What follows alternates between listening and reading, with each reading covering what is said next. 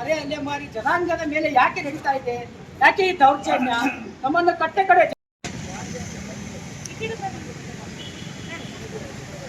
ನಮ್ಮ ಮೇಲೆ ಯಾವ ಅಧಿಕಾರಿಗಳು ಇಲ್ಲ. ಯಾವರೆಗೂ ನಮ್ಮನ್ನು ಕೇಳಿದ ಧಿಕ್ಕಾರ ಧಿಕ್ಕಾರ ಅಂತ ಹೇಳುವಂತ ಪ್ರಶ್ನೆ ಬಂದಿಲ್ಲ. ಯಾಕೆ ನಮ್ಮ ಬಡ ಮಕ್ಕಳ ಮೇಲೆ, ಬಡ ಜನಗಳ ಮೇಲೆ ಅತ್ಯಾಚಾರ? ದೊಡ್ಡ ದೊಡ್ಡ ಶ್ರೀಮಂತರು ಇವತ್ತು ಏನೆಲ್ಲ ಮಾಡ್ತಾ ಇದ್ದಾರೆ, ಬಡವರ ಬಗ್ಗೆ ಚಿಂತನೆ ಇಲ್ಲ. ಅಲೆಮಾರಿಯವರಿಗೆ ಅದು ಕೊಡ್ತೀವಿ, ಇದು ಕೊಡ್ತೀವಿ, ಹಿಂಗೆ ಕೊಡ್ತೀವಿ, ಹಂಗೆ ಕೊಡ್ತೀವಿ, ಏನು ಕೊಡೋದಿಲ್ಲ.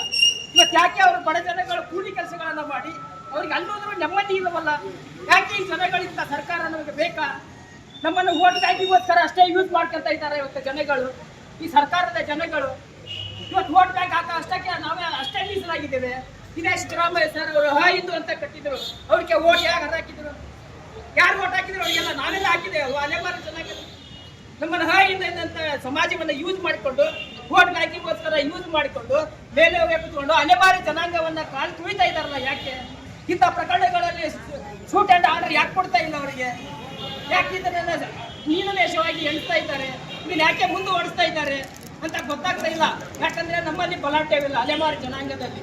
ಅಲೆಮಾರಿ ಜನಾಂಗದವರಿಗೆ ಧಿಕ್ಕಾರ ಧಿಕ್ಕಾರ ಬರೀ ಸರ್ಕಾರದಲ್ಲಿ ಹೇಳೋದು. ನೀವು ಅಷ್ಟೇ ಓಟ್ ಹಾಕಕ್ಕೆ ಬರ್ರಿ, ನೀವು ಓಟ್ ಹಾಕಕ್ಕೆ ಬರ್ರಿ, ನಮ್ಗೆ ಅಷ್ಟೇ ಒಂದು ಬಾಟ್ಲಿ ತಗೊಳ್ರಿ, ಒಂದು 200 ರೂಪಾಯಿ ತಗೊಳ್ರಿ, ನೀವು ಓಟ್ ಹಾಕ್ರಿ ನಮಗೆ. ಇದಕ್ಕೆ ಪಾತ್ರ ಯೂಸ್ ಮಾಡ್ತಾ ಇದ್ದಾರೆ ನಮ್ಮನ್ನ. ಇಂಥದನ್ನ ನಾವೆಲ್ಲ ಅಲೆಮಾರಿ ಜನಾಂಗದವರು ಬಹಳ ಎಚ್ಚೆತ್ಕೋಬೇಕು. ಇವತ್ತು ಸರ್ಕಾರ ನಮ್ಮನ್ನ ತುಳಿಯಕ್ಕೆ ಸ್ಟಾರ್ಟ್ ಮಾಡಿದೆ. ನಮಗೆ ಕೊಡ್ತೇವೆ ಅಂತೇಳಿ ಮೇಲ್ಗಡೆ ಬ್ಯಾನರ್ ಹಾಕ್ತಾರೆ, ಒಳಗಡೆ ಎಲ್ಲದನ್ನು ಮುಂಡಬಿಸ್ತಾ ಇದ್ದಾರೆ ಅಷ್ಟೇ. ಇವತ್ತು ಹೋಗಿ ನಾವು ಸಮಾಜ ಕಲ್ಯಾಣದಲ್ಲಿ ಕಿತ್ತೋದು ಕೇಳಿದ್ರೆ ಅಲೆಮಾರಿ ಏನಿದೆ ಅಂದ್ರೆ ಏನೂ ಬಂದಿಲ್ಲಪ್ಪ, ಮೇಲ್ಗಡೆ ಆರ್ಡರ್ ಮಾಡ್ತಾರೆ ಅಷ್ಟೇ, ಏನೂ ಬಂದಿಲ್ಲ ನಿಮಗೆ. ಇಂಥ ದುರ್ಘಟನೆಗಳು ನಡೀತಾ ಇದ್ದಾವೆ. ಇಂಥ ಅತ್ಯಾಚಾರಗಳ ಬಗ್ಗೆ ನಂತರ ಇನ್ನೇನು ಕೇರ್ ಮಾಡ್ತಾರೆ ನಮಗೆಲ್ಲ.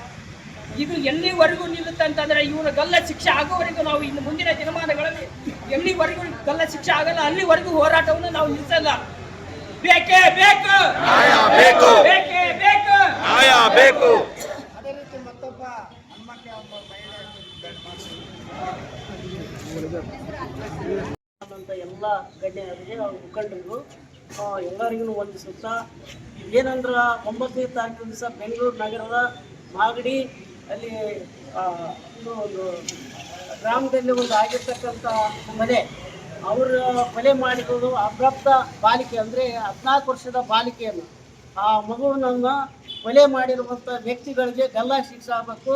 ಇವತ್ತಿನ ದಿವಸ ಇದೇ ರೀತಿಯಾಗಿ ನಮ್ಮ ಕರ್ನಾಟಕದಲ್ಲಿ 4-5 ಜಿಲ್ಲೆಯಲ್ಲಿ ನಮ್ಮ ಅಲೆಮಾರಿ ಸಮುದಾಯದ ಮಕ್ಕಳ ಮೇಲೆ ಅನ್ಯಾಯವಾಗಿ ದೌರ್ಜನ್ಯವಾಗಿ ಈ ರೀತಿಯಾಗಿ ಒಂದು ನಡೆದಿರ್ತದೆ. ಈಗ ಅವರು ಸರಿಯಾದ ರೀತಿಯಾಗಿ ಕಾನೂನು ಕ್ರಮ ಒಳಪಡಿಸಿ ಅವರಿಗೆ ಬೇಲ್ ಆಗದಂತೆ ಅವರಿಗೆ ಕಠಿಣ ಶಿಕ್ಷೆಯಾಗಿ ಮರಣದಂಡದಂಥ ಶಿಕ್ಷೆ ಆಗಬೇಕಂತ ಈ ಸಂದರ್ಭದಲ್ಲಿ ಮಾನ್ಯ ಮುಖ್ಯಮಂತ್ರಿಗಳಿಗೂ ಹಾಗೂ ಗೃಹ ಸಚಿವರಾದಂಥ ಜಿ ಪರಮೇಶ್ವರ ಅವರಿಗೂ ನಾನು ಇವತ್ತು ಈ ಸಂದರ್ಭದಲ್ಲಿ ಮನವಿ ಮಾಡ್ತೀನಿ.